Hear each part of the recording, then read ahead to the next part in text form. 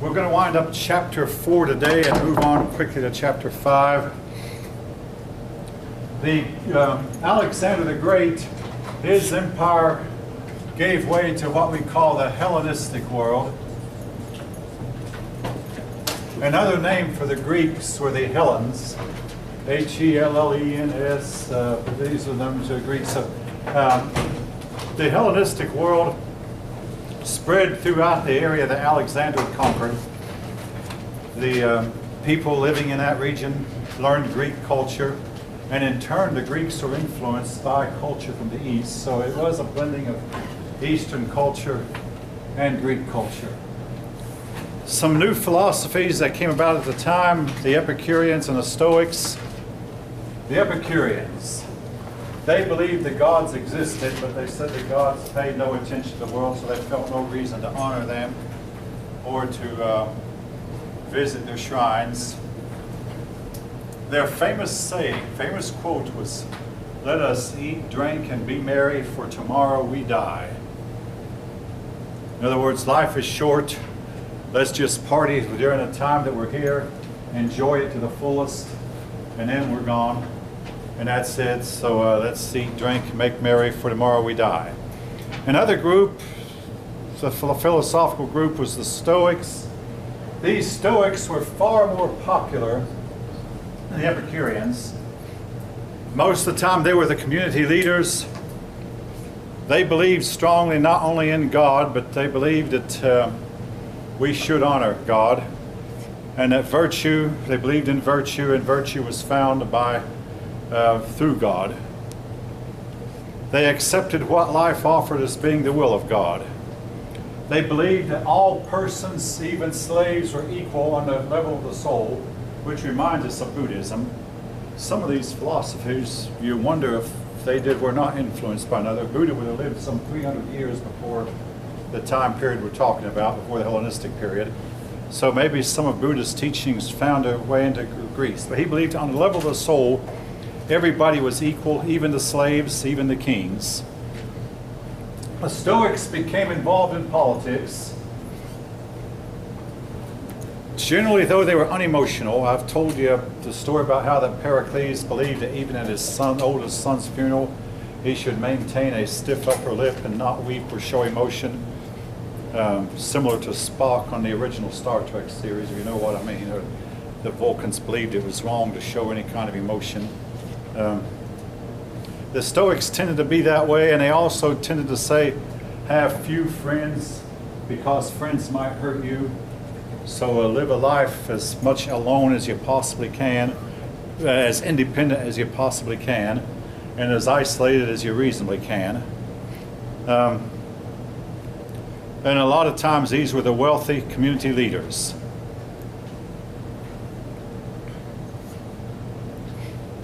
The people began to adopt the gods of the people they'd conquered, and folk, this has happened time and time throughout history. One people will conquer another, and then they'll convert to the religion of the people they conquered, or start worshiping the gods of the people they conquered. And if you think that's a little bit illogical, I do too, but nevertheless, it does happen. The most popular deity that they came to admire was the Egyptian goddess Isis, as they abandoned their own gods, the worship of Zeus, the worship of Mars, Ares, they called him. The Romans called him Mars. The worship of these old gods, they came to worship Isis more and more. Isis became somewhat associated with the mystery religions I talked about last time. Now, something else that they believe, folk, and I crossed this out. This will not be on the test, but often I quote this in, maybe for good measure. They believed that there was a certain lesser god who went around with a bow and arrow, and he would shoot people who were together, and if he shot you through your heart with his arrow, you would fall madly in love with the person who was closest to you. This was one of the beliefs, and I will say this, we in the modern world don't have any better belief to offer us as to what happens when a person meets the right person. So you'll find Cupid's picture on a lot of Valentines on Valentine's Day. Been Kitty Valentine, I taught elementary school for 5 years, and there was a Cupid with his wings and his heart-shaped shooting at people, and people shot up and fell madly in love. Again, this will not be on the test, but it is a part of their theology. They also had debates among themselves. They debated democracy and freedoms. And one thing that the Greeks might have loved is the current debate that's going on between the right to privacy and the right, the duty of government to protect you. And I'm not going to comment on which way I think about that, but they debated these kind of issues also. They also debated extensively the existence of the gods. The one side would say, well, there's too much order in the universe for the universe to come together by itself, and the other side would say, oh no, there must not be a God, because if any God would have made the universe better than it is, the world should be a better place than it is. So they would debate these issues back and forth, and this went on for quite some time. Now, to make a long story short, folk, Greece was to spend the next 2,300 years after this mostly ruled by foreigners, until finally in the year 1802, with the help of France, they got their independence. First, they were conquered by Philip of Macedon and reconquered by Alexander. Then they were conquered by Rome. Then they were part of the Byzantine Empire. Then they were conquered by the Muslims. And finally, in 1802, with the help of France, they became independent of the Muslims. Their people today generally are poor. They have suffered terribly from the wars.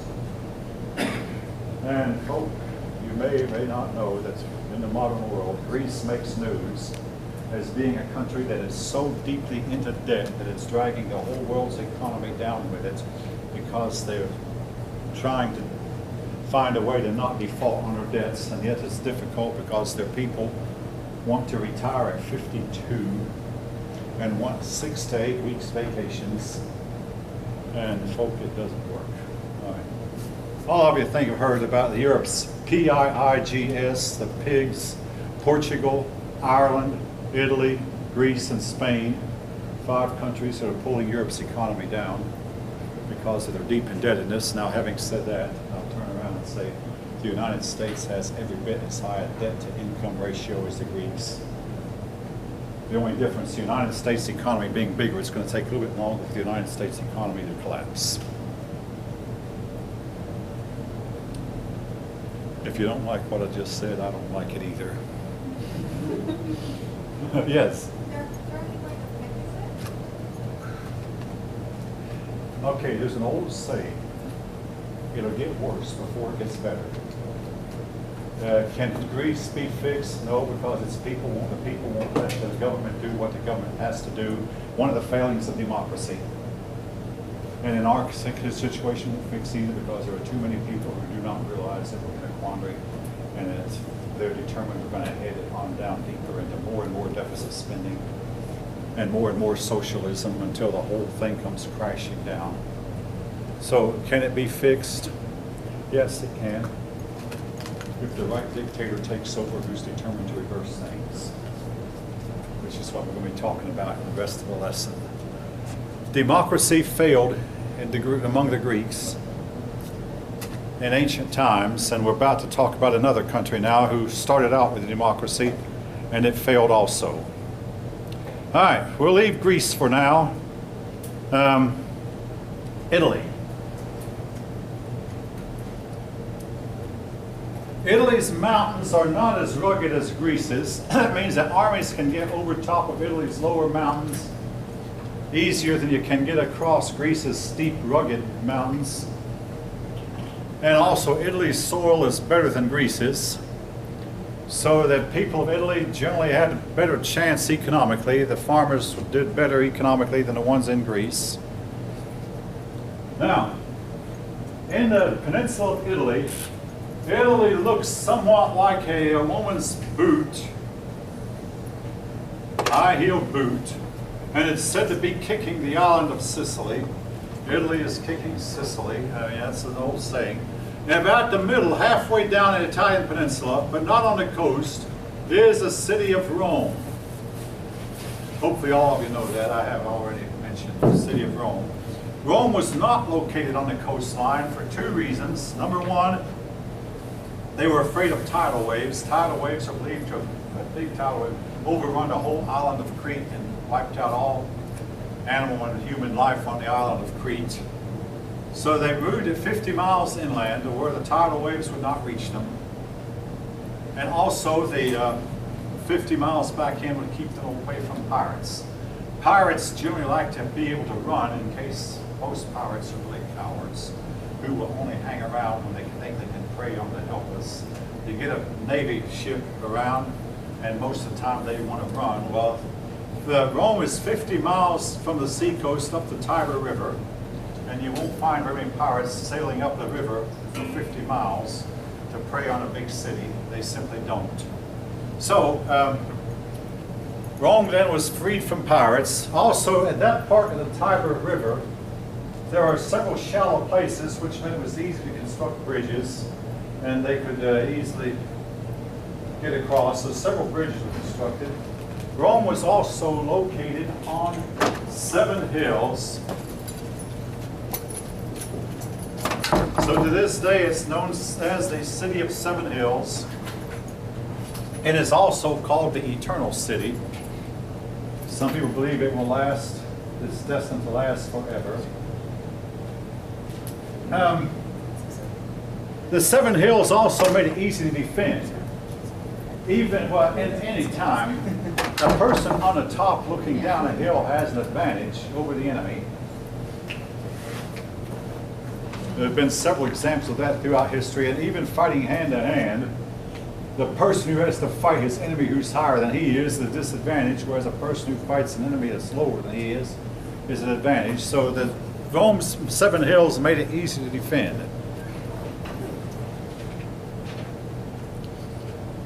The city was then an ideal port, better than a harbor, and it was centrally located, which meant it was ideally suited to be the governing place for all of Italy. And even to this day, at this time, Rome is the capital of Italy.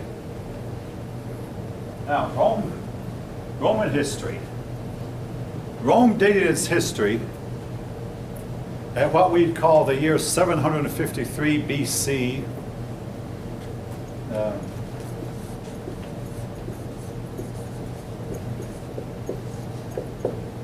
With the founding of Rome.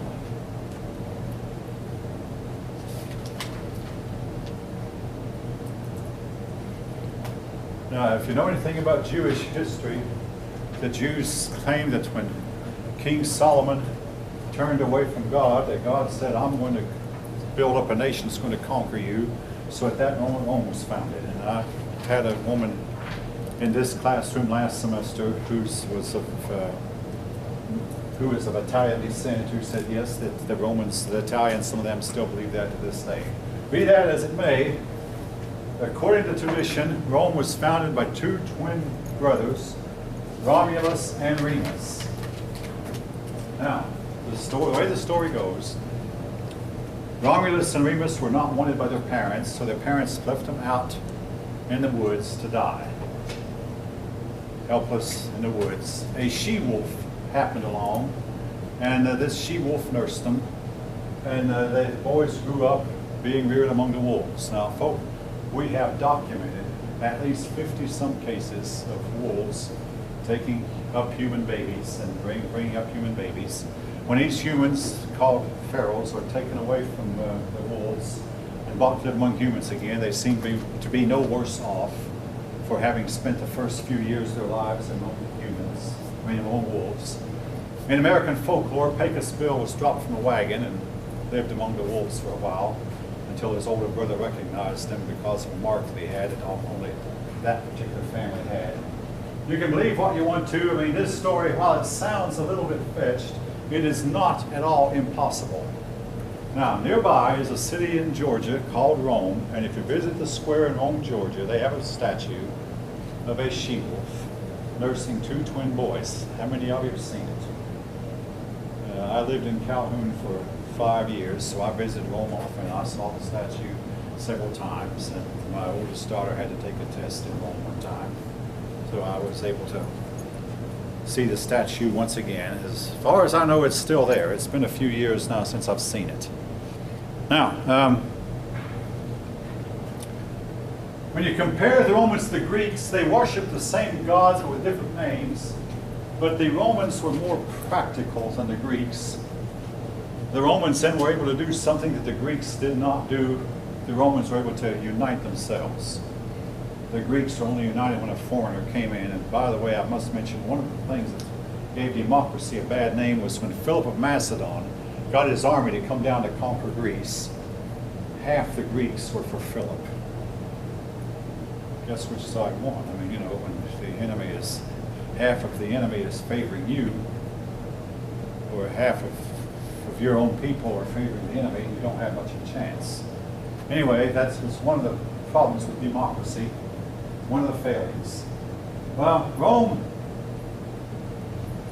much of what we know about Roman history, early Roman history, comes from a historian named Livy.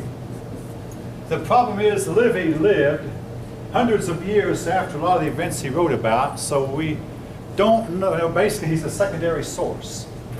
In the late 1700s, a historian named Gibbon said, "We can't believe anything Livy said because we don't have any original source material to back it up." What he was talking about was that Rome claimed that they were ruled by 7 kings. Livy said all 7 of these kings are purely fictional. Not Livy, Gibbon, the historian Gibbon said all 7 of these kings are purely fictional. Now, later we got more information. We dug up more and found more writings that we had not known existed. We now know that the last 3 of these kings actually existed. And the reign of these kings turned Rome against the reign of divine right kings, divine right monarchs. And eventually, like the United States, Rome threw off its king and set up a form of government called a republic. Republic is like a democracy, except in a republic, the elite few do the ruling, make the laws. The democracy is where everybody's involved. Our government in the United States is really more a republic government than it is a democracy. The original inhabitants of Rome were the Latins, and that's why Rome spoke the language that's known as the Latin language. Now, the Latin language is now dead, except it's used in religious services in some circles, but it is now dead. Doctors used to write out their prescriptions to pharmacists in Latin, but that's not done as much anymore as it once was. But other than that, the Latin language is dead. After the Latins, we don't know much about them, but the Etruscans came in. They were an Indo-European people. And the Greeks also moved from Greece. I've mentioned that when the Greeks began to fan out from Greece, a lot of them settled in Italy. A lot of them settled in Asia Minor. A lot of them settled in Italy also. So you have Rome being a mixture of Latin, Etruscan, and Greek.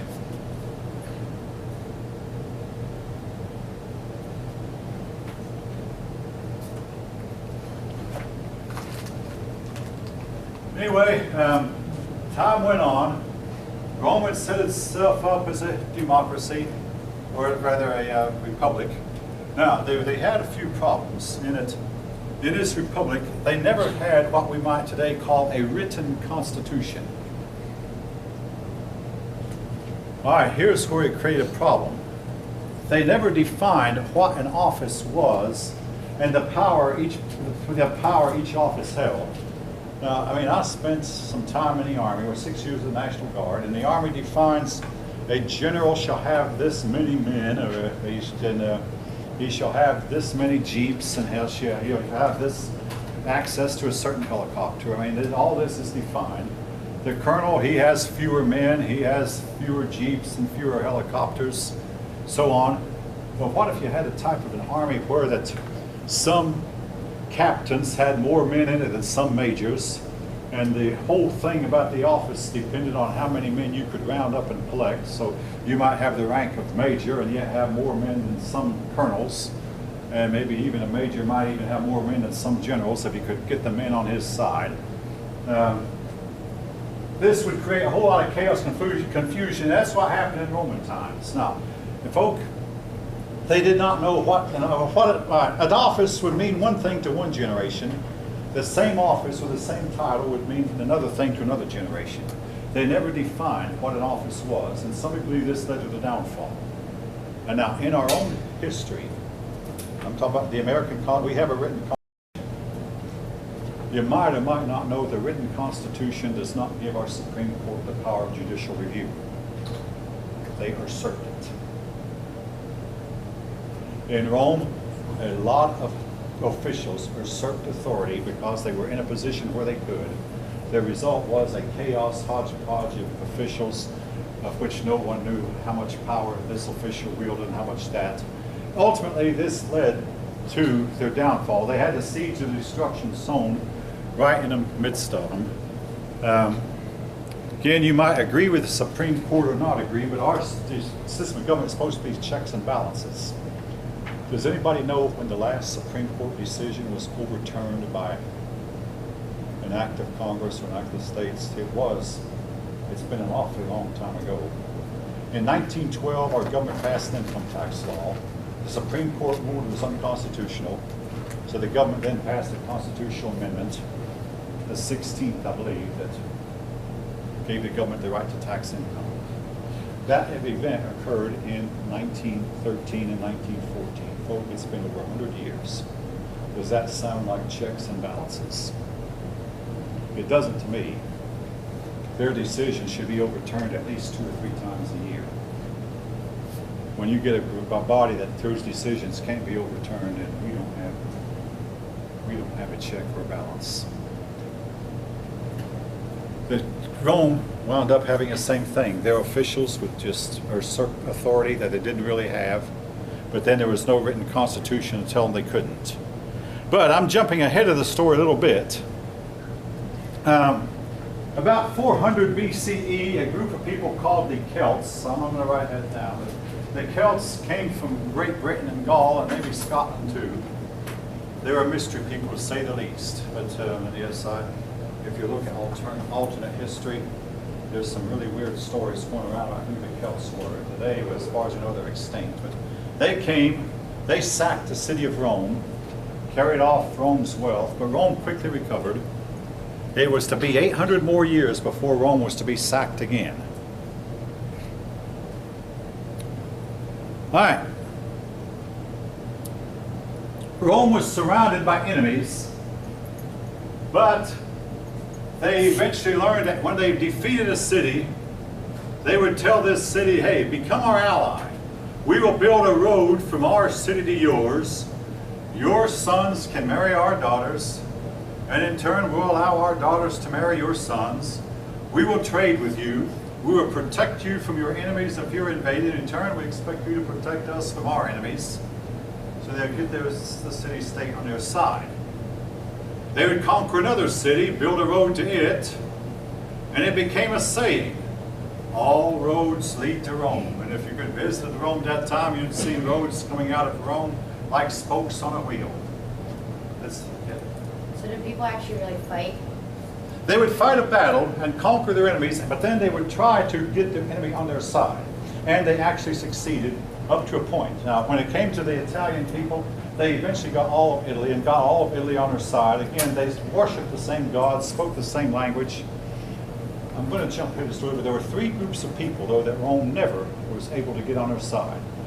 Carthage, the Britons, of which I'm descended from the Britons, and the Jews. The Jews were never placated, neither were the British, and neither was Carthage. But most other peoples, they got on their side. The Roman Empire was destined to last a little bit more than 1,000 years. And if you count the Byzantine Empire, that lasted another 1,000. Yes? Who are the modern-day Carthage? Carthage does not exist today as such. Good question. I'll get to that in a minute. The Romans destroyed it. But anyway, they gave the loyal people special privileges, lower taxes. The disloyal peoples, they treated worse. And after a while, at least the Italian people saw the advantage of being loyal to Rome. They would practice diplomacy, persistence, place forts in strategic locations, building roads. Now I want to say this about their roads. They made their roads of stone, flat stone, and some of these roads were built so well that they're still used today. Now granted, an 18-wheeler cannot drive on them, but an ordinary automobile, and a lot of those Italian cars are lighter than a lot of American-made cars. That's not as true as it once was, but an automobile can travel on them. The roads were important because that meant that they could get a horse or a donkey or a mule to carry a cart on a stone road, and this horse could carry a lot more of a load than it could carry on a dirt road, and especially when the rains fell and the dirt road became a mud road. I have not been stuck in the mud in many, many years, but in my younger days I was stuck in the mud more than I want to admit. But today I keep off of all mud roads. But that's another issue, another story. Maybe I'm not into hunting as much as my dad was. But anyway, roads did a lot to, of course, oftentimes too, if you're traveling without a road, you have to stop often and check directions. If you know where the road goes, you don't have to worry about directions, you just simply follow the road and it'll take you where you want to go. So roads were important even in this time period we're talking about. Government under the Republic, at first they had 2 consuls. Now later this office of consul became what they call ceremonial. The consuls did nothing. But at first the consuls were the leaders, and there were 2 of them. There was the Romans, once they got rid of the king, they said, we're not going to let another king take over, so we'll appoint ourselves 2 leaders, and these leaders must agree in order to get anything done. If one of the consuls did not agree with the other, then nothing was done. So the vote had to be 2-0. It couldn't be 1-1, or if the default, 1-1 would lead to a default decision. The consuls were behind they were like the lawmakers. The praetors were the executives. The praetors were the ones who led the armies to battle. They were the ones who carried out the decisions made by the consuls. You might could compare them to our president, except our president is just one person. The praetors were more than one. Again, Rome was determined that they would not allow one person to take over. In addition, they had the office of Senate. Senate consisted of 300 men. And yes, I did say men on purpose. These men were appointed for life. And this is where we get our term Senate. I mean, a lot of the United States is patterned after Rome. I mean, the Romans built the dome for their capital. And most capitals today are under domes. Georgia is not an exception. Our Capitol building is a dome-shaped building. The United States Capitol is dome-shaped. The capital of Ohio is a dome. The capital of West Virginia is a dome. I mean, those are some of the ones I've been to, the few I've been to. But most state capitals are domes. Again, we got that idea from the Romans. They had a problem during their early time with class conflict. Now, if you read Karl Marx will tell you that all history was nothing but class conflict. No, but class conflict was part of the story, but it was by no means all of it. Anyway, the upper class were the patricians. The lower class were the plebeians. Well, the patricians, well, the plebeians felt that they were being oppressed by the patricians. They sometimes resented these richer people. And but the patricians realized that when war broke out, they needed the plebeians to fight in their armies. So they started giving the plebeians more privileges. They finally gave the plebeians the right to appoint to this government 2 tribunes. The tribunes had no law-making power, but they did have veto power. Again, we found the word veto in our own Constitution. Most governors have veto power. The tribunes could say, if they didn't like a law, that law is not going to be, they could veto a law that they did not like. The word veto is a Latin word that means I forbid. The class struggle between the patricians and plebeians eventually lessened when laws were passed that allowed patricians to marry plebeians or vice versa, that the two classes could intermarry, and eventually this class struggle worked its way through. And anyway, certain people acquired great wealth over time. It's an old saying, the rich get richer, the poor get poorer. These wealthy people eventually became the nobles.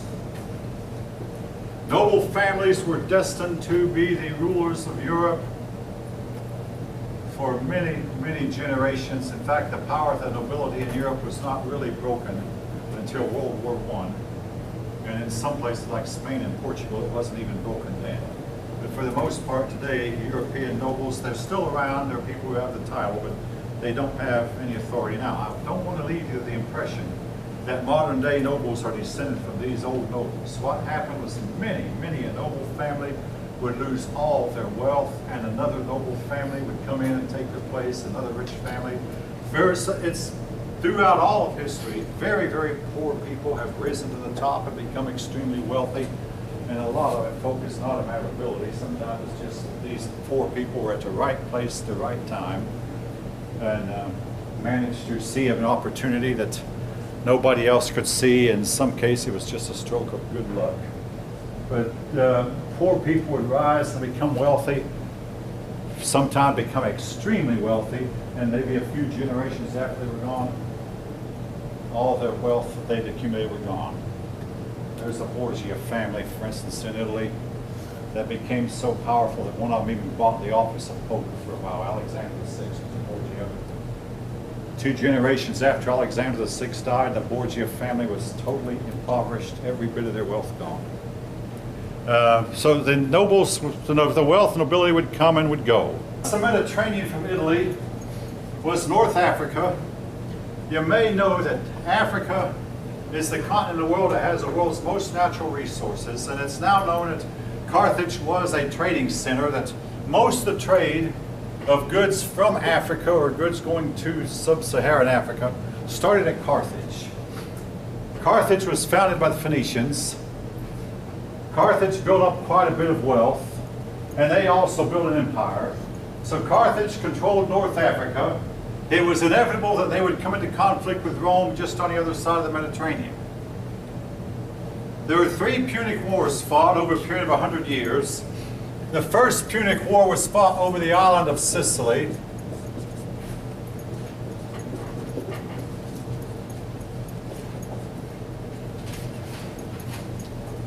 First Punic War lasted several years, and it ended with the defeat of Carthage and a victory for Rome. Well, several years went by, and then you had the Second Punic War. During the Second Punic War, one of the greatest generals of all time came on the scene, a man named Hannibal.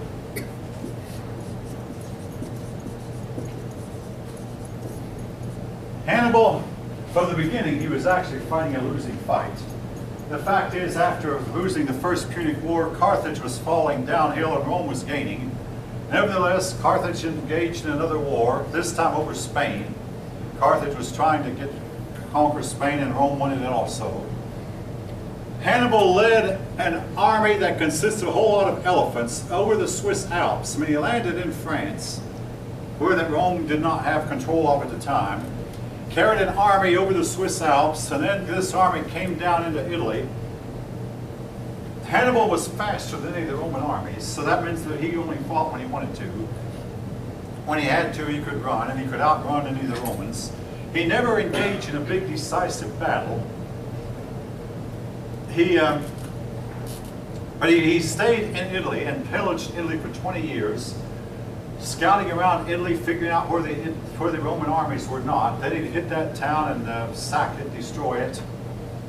Now, I say he did not engage in any decisive battle, but he did engage in one important battle, the Battle of Cunae, Don't write that down. But basically what he did, he lined his men up at Cunae.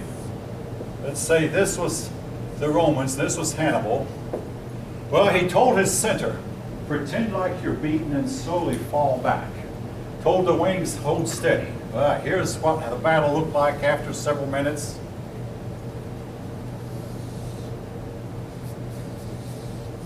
The Romans, thinking they were winning, their lines looked like this. Well, this kept going on, and after a while, Hannibal's army was starting to close in. The Romans were unaware of what was happening. After a while, Hannibal's wings closed together and completely encircled the Romans. And if the Romans fought a lot like hoplites, you get behind them, you could annihilate them. The records say that 70,000 Roman soldiers were killed in the battle.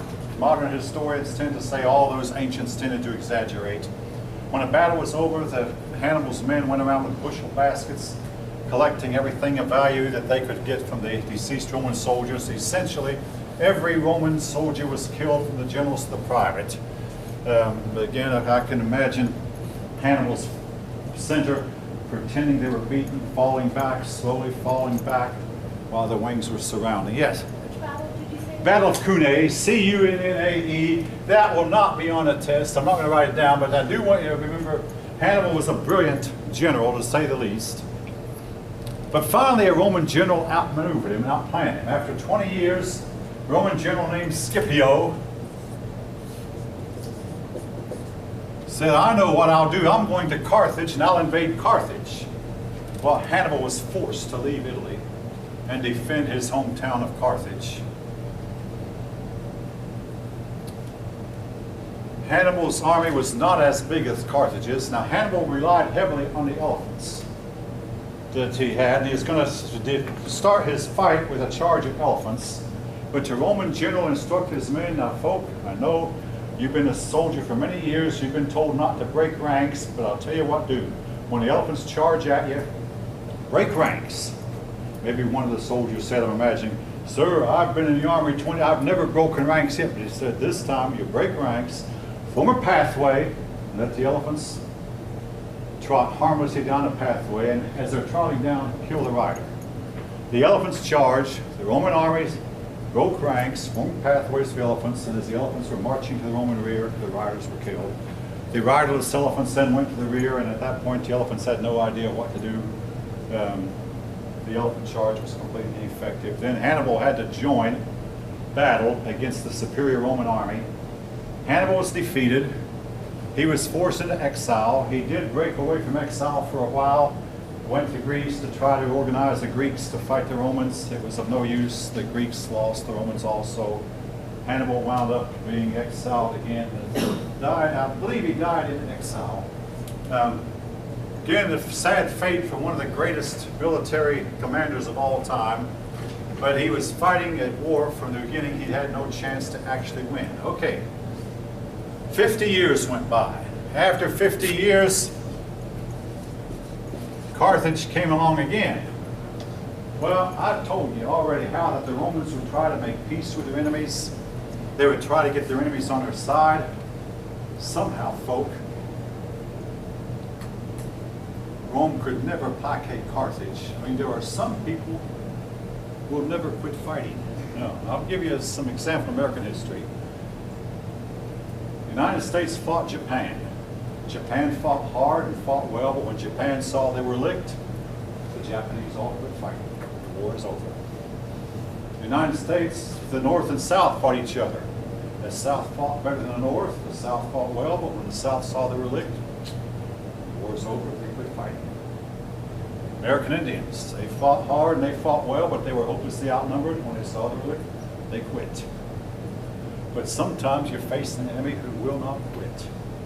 What Rome finally did to Carthage, they defeated Carthage again in battle, but this time they sold the people of Carthage as slaves, scattered them all over the empire as slaves. And they burnt the city of Carthage to the ground and plowed the ground up with salt to where it would never be farmed again. Now, if you look at the records, eventually some people did move back in and rebuilt a little bit of the city of Carthage. It was never built to its former glory, and I don't even know what it's called today. I did some research on that once. Again, folk, it was not the typical Roman way of dealing with its enemies, but sometimes you deal with a certain type of enemy that there is nothing you can do with it. If you're ever going to get the war over, you're going to have to render them completely, totally unable to fight. If anyone wants to comment, you may. Again, there are some people who will not stop.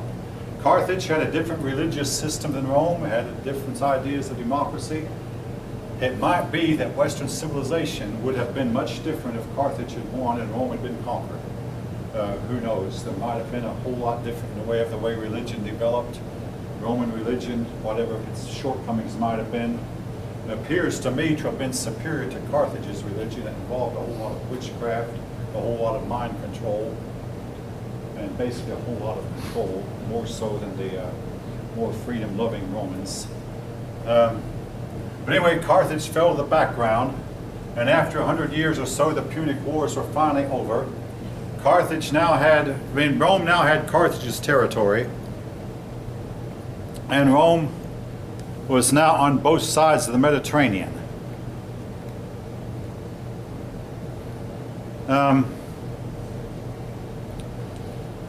Rome conquered the known world in 3 stages. First, they conquered Italy. Then they conquered Carthage. Then they had to go to the Eastern Mediterranean.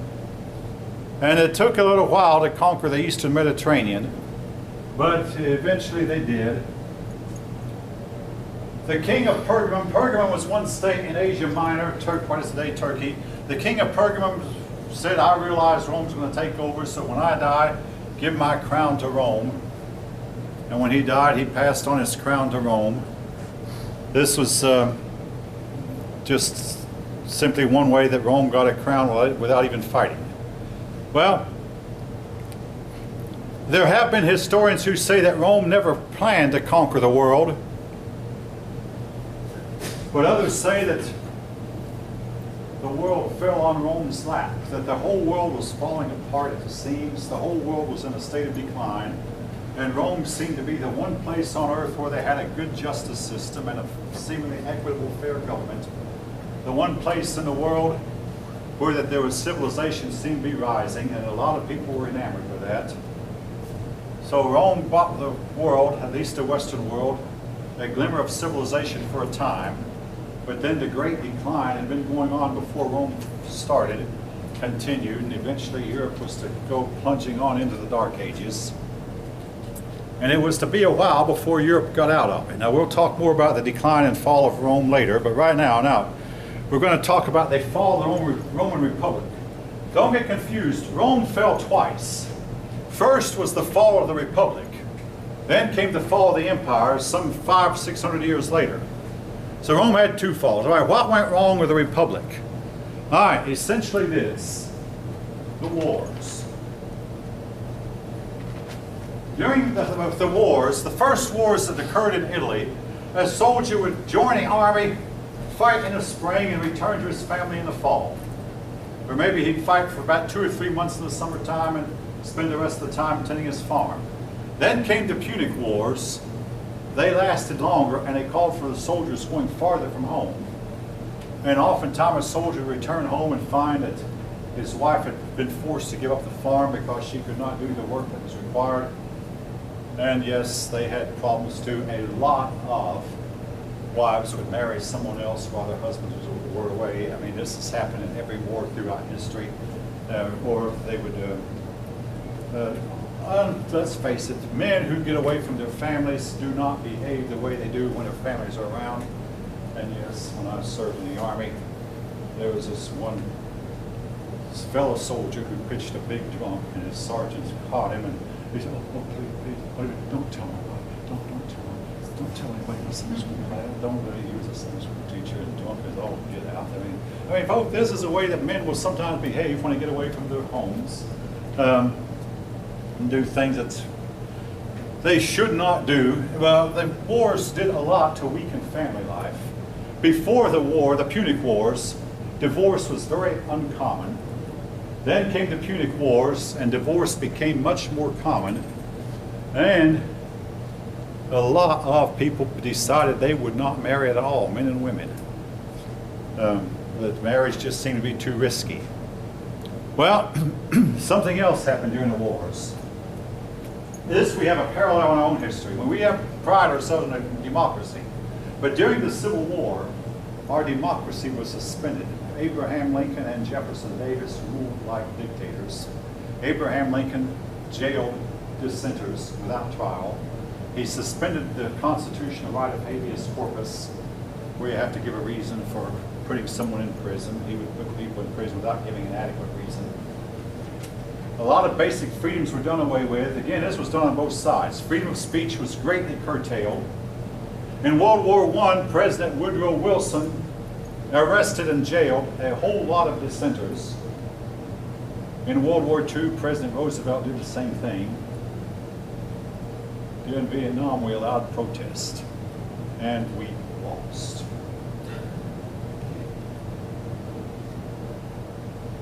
You can't allow dissent in time of war. I mean, like I say, you can't allow democracy in time of war either, folk. What happened to Greece when Philip of Macedon, a foreigner, invaded? Half the Greeks said, we're tired of the fighting among ourselves. Maybe he should take over. He'll bring some peace and order among us.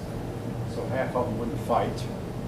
And one reason Cortez won, when Cortez invaded Mexico, half of Montezuma's army would not fight. And of course, guess which side won? We have cases in history where the democracy has a failing. In this case, family life began to break down. The wealth found its way into the hands of only a very few. Large farms were formed. The small farmer could not compete. And many of ordinary Romans, in fact, most of the ordinary Romans lost their farms and lost their livelihood. Into this scenario stepped two brothers.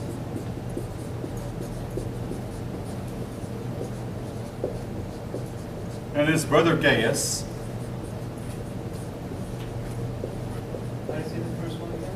Tiberius, Tiberius. Now we're going to run into another man named Tiberius later. Tiberius is one of the Caesars. But this was Tiberius, not that Caesar Tiberius, but the Tiberius who lived a couple hundred years before Tiberius. Anyway, Tiberius Gracchus decided that the solution to Rome's problems would be to take lands from the rich that the rich did not need. He felt the rich did not need, public lands he called them, and give these lands to the poor people. Well, the problem with that was too many rich Romans wanted to keep their lands. So they saw politics the Roman style way. I mean, the folk, if you think politics is dirty, listen to this. A bunch of people got together and they assassinated Tiberius Gracchus. His brother, thinking, oh, well, now that happened to him, it won't happen to me, he called for the same thing. He asked that, hey, we need to help these people. They're going to become idle. They're going to one day come and burn our houses and take our wealth away. We've got to do something to get them on their feet. He advocated giving public lands to the poor, taking it from the rich. The Romans senators killed him also.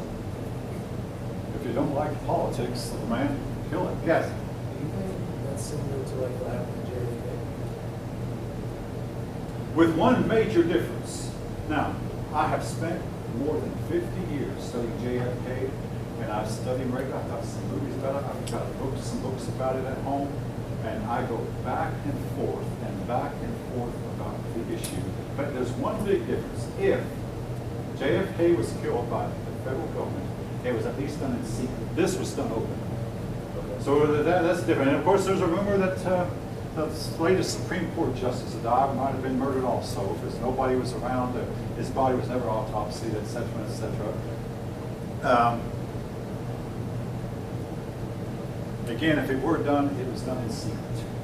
At least this, though, was open assassination, which was the way that the Roman politicians oftentimes settled their differences, much too often. Now, I'm not saying we don't do it today. I'm not saying we do. I don't know. There's all kinds of rumors and all kinds of stories going around, and folk, we are learning more and more that our government cannot be relied on to tell us what's going on. I mean, just yesterday, the news broke that our Apollo 10 astronauts 47 years ago heard strange music coming over the radio. I don't know how many of you are aware of this, and this was kept hush-hush by NASA for 47 years, and now it's coming out. Why is it coming out now? I can only speculate. But why weren't we told at the beginning? Well, it might cause panic and terror among us. And somebody, oh yeah, there's just simply the radios interfering with each other. I mean, I'm a ham radio operator myself. I've worked for 3 commercial radio stations, and I've never heard radio interference make that kind of music. But then again, I'll discuss it the next time I see a fellow ham friend of mine, see what he thinks about the issue. But at least the point I'm making is we know our government does in fact cover up a whole lot of stuff. If you don't like what I'm saying, folk, I don't like it either. I mean, I know I've said that already, but I don't like it. But nevertheless, and if you think what I'm saying is wrong, you're welcome to tell me. I mean, anyway. All right, anyway, this is the way Roman politicians settled the differences. Now, I want to say this about the Gracchus brothers. I admire them for their courage, and they were martyrs for what they believed. But I believe that they were wrong. Redistribution of wealth does not work. A better solution would have been to have tried to find a way to encourage these people to find work, get them on their feet, set up some kind of government incentive that says, hey, you know, if you will do such and such work, we'll pay you out of the public treasury, or encourage some of the wealthier to hire these people to build aqueducts, public, which eventually some of the Roman government, Caesars later did, hire these people to build the aqueducts, build the roads, serve in the army even, but to get them to work, but to just outright hand them free land doesn't work. Redistribution has been tried several times throughout history. Sumerians did it. Solon, with all due respect, Solon of Athens was wise enough not to. And Athens prospered. Basically, he told the poor people of Athens, you are going to have to pull yourselves out of your own poverty by your own bootstraps. I'm not going to give you the wealth of the rich to get you out of your poverty. And the people of Athens got to work, and after a while, most of the poverty was over. This, about folk, is in the history books. Now, while these fights were going on, Marius became a consul. Now, and at his point, he did something really, really dangerous. Marius was a poor man, started out poor, who grew wealthy, what they call a new rich, new wealthy. He won a battle in North Africa that made him famous. Then he went on and defeated the Celts, who had sacked Rome a couple hundred years before. He defeated the Celts in a battle, and at this point his influence in Rome became extremely high. And folk, this is what happens frequently to a Republican form of government. Someone comes along who the ordinary people like, and of course the ordinary people like Marius because he had started out like one of them. Well, he began to recruit troops who were not Roman citizens. I mean, can you imagine if we decided to go to war with Russia and our armies, our generals would start hiring troops from Chile and troops from Mexico and troops from Cuba and troops from wherever else, mercenaries, basically hired soldiers who were not, well, this is what Marius recruited from anywhere he could find his soldiers. And then he did something that, again, was extremely dangerous. Now, on a personal note, I joined the Army in 1979. When I did, I put one hand on the Bible and raised my other hand toward heaven and swore to defend the United States government. I did not swear to defend President Jimmy Carter, who was president at that time. No, the United States government. Marius had his troops swear an oath of loyalty to him. Basically, I swear to General Marius that I will follow you to the ends of the earth if need be. I will go where you go.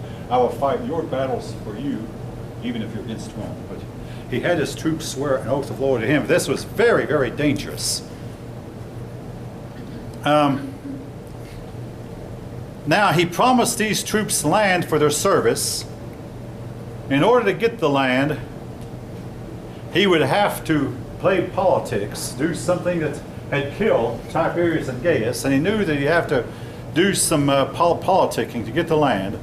But nevertheless, these generals like Marius, had a whole lot of power, partly because the wars were going on, and partly because, other than the generals, there was not a whole lot of order in Rome. Well, a man from the rich came along named Sulla. Sulla won a few victories. So you now had two generals, and eventually, inevitably, they clashed. Sulla was from the old aristocracy, and he was from the old Rome. Sulla and Marius clashed. Sulla defeated Marius. Marius was killed. But now we have another problem. Instead of Sulla turning over the power back to the Senate, Sulla basically said, hey, I'm in charge now. You senators, you obey me. You're not free senators anymore. I'm in charge of everything. So Sulla had seized Rome itself. Sulla became dictator and made reforms that undermined the republican form of government. For 50 years, one general followed another. We don't worry about their names so much until we come to 50 years later. You have three men at the top. These three men were Crassus,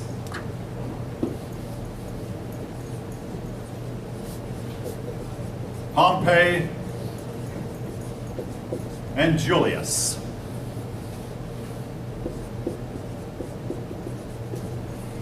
All right, Crassus was the richest man in Rome. Well, when a war broke out in the east, Rome sent Crassus in the east to conquer the east. Crassus' army won, but Crassus himself was killed.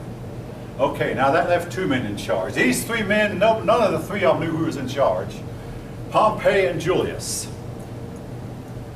Fearing Julius's power, they sent Julius to Gaul, hoping somehow to get rid of him in Gaul. Gaul was today, by the way, what is today? France. Julius Caesar conquered Gaul. He sent a word back, a message that consists of three words, Latin words that means I came, I saw, I conquered. If any of you can pronounce those words, you're welcome to in Latin.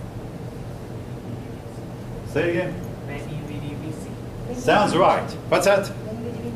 Yeah, oh yeah, very, very good, yeah. I make a dunce of myself when I try to pronounce them, so because some of you know more Latin than I do, especially since I know very, very little. Anyway, okay, three Latin words, I came, I saw, I conquered. Well, at this point, the Romans feared Julius's power even more. So they finally sent a letter to Julius, abandon your army, put down your arms, and come home and go to your farm and retire. Julius decided not to comply with Rome's order. So he told his men, we're going to march on Rome. Now this was a frightening thing to do. As the men would cross a river, he would say, now, turn around and burn the bridge you just crossed. And this led to the expression, I'm burning my bridges behind me. You know, I'm not going back. I can't retreat. You know, men, we're either going to conquer Rome or die doing so. Now I refer to Cortez again. When Cortez landed in Mexico, he told his men, burn these ships, because you're either going to conquer Mexico or you're going to die trying, but we're not going to retreat. Anyway, Julius Caesar, he eventually became known as Julius Caesar. Julius burned the bridges, went on to Rome, and faced off with Pompey. Pompey, by the way, had conquered, he put down a rebellion in Spain. He actually hadn't conquered Spain, put down a rebellion in Spain. Oh yes, something I must apologize, I forgot to tell you. These men are called the First Triumvirate. Triumvirate. They were the first three men. Anyway, Julius and Pompey faced off. Julius won. And Julius now was the head of Rome.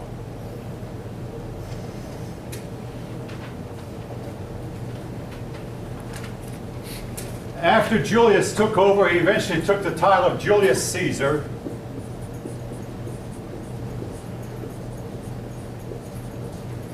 And he made himself dictator for life, and at this point, for all practical purposes, the Roman Republic was dead. Now, folk, I'm old enough to have seen democracy fall time and time again. I mean, whether it was the Philippines, the United States gave the Philippines its independence in 1946. The Philippines tried democracy and it went to chaos. A dictator named Marcos took over, and he brought order out of chaos.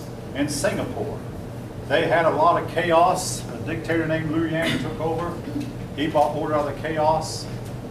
And Singapore has been a dictatorship ever since. Basically what happened here, there was all kinds of civil wars and turmoil going on in Rome. The dictator took over and brought some kind of order out of Rome, at least for a time. Democracy had failed again, and at this point, democracy was to get a bad name, and it was not to be tried again on a large scale until the British began trying it in the 1100s. For more than 1,000 years, Europe was not to have a major country that had a democracy. Well, Julius Caesar is remembered, among other things, for setting up the Julian calendar.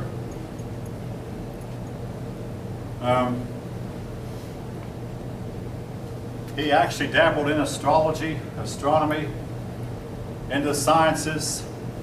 He even tried to measure the Great Pyramid because he believed that the Great Pyramid was an exact fraction of the Earth's size, something that has since been proven to be true.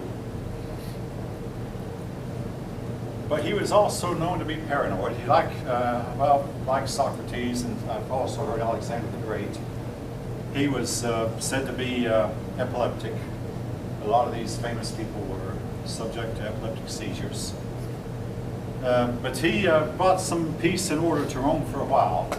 And then one day, he was going into the Senate to preside over a meeting of the Senate, like normal, and a blind beggar soothsayer at the door of the Senate said, "On the Ides of March, you're going to die."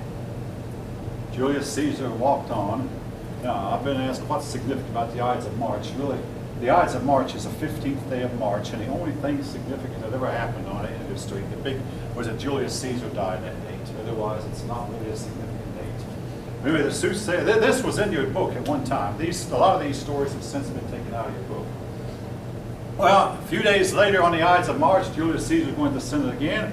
He saw this soothsayer. He said, "Hey, it's the Ides of March, and I'm still here." The blind soothsayer said, "The Ides of March are not over yet." Now, what Julius Caesar did not know was that something like 24 men had been plotting his assassination. And they planned it, and they said, "Now what we're going to do is carry our daggers under our cloaks." And that we get the expression cloak and dagger. And so the 6 of us, they picked out 6. You 6 get in front of, whichever way he's facing, we 6 get in front of him. And you 6, you get on his right. You 6, you get on his left. You 6, you get behind him. And we'll all be pretending to be engaged in conversation. We won't necessarily look right at him. And I'll give a signal. When I say a certain sentence, you all pull out your daggers and lunge. So on the day, they got in the Senate, and the senators were just milling around, unaware that 24 of them had daggers in their cloaks. At a certain signal, the 24 of them pulled their daggers out. Julius Caesar saw all these daggers, and his buddies could do nothing to help it. They were all unarmed, and all they could do was watch in horror. Julius Caesar noticed that among the people with daggers was Brutus, and his last words were "Et tu, Brute." He had tried to defend himself, but he saw it was hopeless, so he just more or less folded himself up and resigned himself to his fate. They counted more than 40 knife wounds in his body. Julius Caesar was assassinated. Julius Caesar, while alive, had married Cleopatra, and they had a son. Now, Cleopatra was the last ruler of Egypt under Pharaohs. Cleopatra had a younger brother who was supposed to be Pharaoh, and at first Cleopatra pretended he was really the Pharaoh. Then she managed to shove this brother aside. But the people of Egypt were not really keen on having a woman ruler, but then Cleopatra married Julius Caesar, and that, number one, it gave Julius Caesar control of Egypt, and number two, it supposedly guaranteed for Cleopatra that she'd become the Pharaoh for life. Well, when Julius Caesar died, Cleopatra fled Rome, and she believed that Mark Antony would win. So she allied herself with Mark Antony. In the meantime, the Romans allied themselves with Julius Caesar's adopted son, Octavian. Octavian was victorious over Mark Antony. Mark Antony committed suicide. Cleopatra committed suicide by being bitten by a poisonous asp. It was believed that the bite of an asp would make a person into a god, and she believed that she would become a goddess upon her death. Now, more recently, in the early 1960s, there was a movie made of this event. The movie was entitled Cleopatra. Have any of you by any chance seen it? None of you. None of the other class this morning either. Oh, a couple of you have seen it. Yeah. It was starred Elizabeth Taylor as Cleopatra and Richard Burton as, I believe, as Mark Antony. Two of the more famous actors and actresses of their day. Liz Taylor, Richard Burton. But anyway, it was very expensive, and I've heard that the props they used were left in the Sahara Desert sand and have never been collected since. And in that sand, those props might be good for a long, long time. All right. Caesar Augustus then was destined to rule for 45 years. He claimed to keep himself alive. He said, I'm going to restore the republic. So when he went to the Senate meeting, he would not sit at the head of the Senate. Instead, he sat on one of the seats, and he called himself a princeps, or in other words, he said, I'm just first among equals. We're all equal senators, but I'll call myself princeps, from which we get the word prince. First among equals. But to protect himself, he organized the Praetorian Guard. I'm not going to write that down, but the Praetorian Guard was like our Secret Service. The Praetorian Guard would carry their weapons with them, even in the Senate chamber, where normally weapons were not allowed, but they were supposed to, from that time forth, the Praetorian Guard were the ones who protected the emperors, and unfortunately from time to time they were the ones who made emperors or unmade emperors. They had the weaponry, they had, a person got to where he could not rule without the benefit of the Praetorian Guard. He tried to make it look like he was ruling according to the old rules of the Republic, and he made it appear like he was sharing power with the Senate. But his rule was peaceful. And for the first time in many, many years, Rome was actually at peace. And it was to remain at peace most of the time for the next 200 years. Might sound great. It has been said, though, that mankind's worst enemy is peace and prosperity. Wars and famines, turmoil, they might hurt man, but they make man tougher and stronger. Peace makes man flabby. A lot of the Roman citizens began to drink and eat heavily. They would get to big, expensive parties and eat all night long. And folk, if this sounds gross, I'm sorry. They would go to the latrine, regurgitate what they'd eaten and drunk, and go back and eat and drink some more till they were stuffed.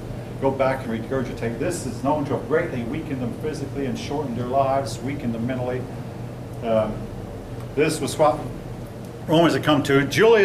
Caesar Augustus tried to outlaw the practice, but he didn't. Well, folk, I'm out of time.